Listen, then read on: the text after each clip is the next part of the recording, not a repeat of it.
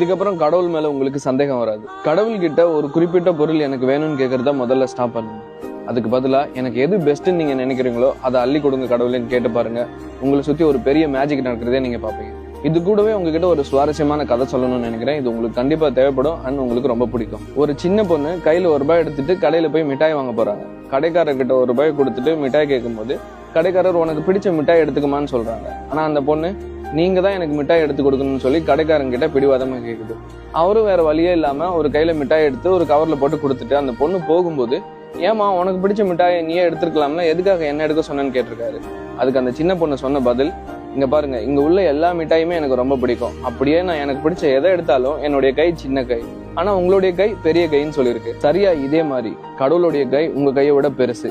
அவர் உங்களுக்கு கொடுக்கணும்னு நினைச்சா நீங்க நினைச்சதோட அதிகமா அள்ளி கொடுக்க வாய்ப்பு இருக்கு. இந்த பிரபஞ்சமோ இல்ல கடவுளோ ஏதாவது ஒன்ன நம்பி உங்களுக்கு பிடிச்ச வேலையை மனசார செய்யுங்க. அப்படி செஞ்சா உங்களுக்கு கடவுள் அள்ளி கொடுப்பாருன்றது எல்லாருக்கும்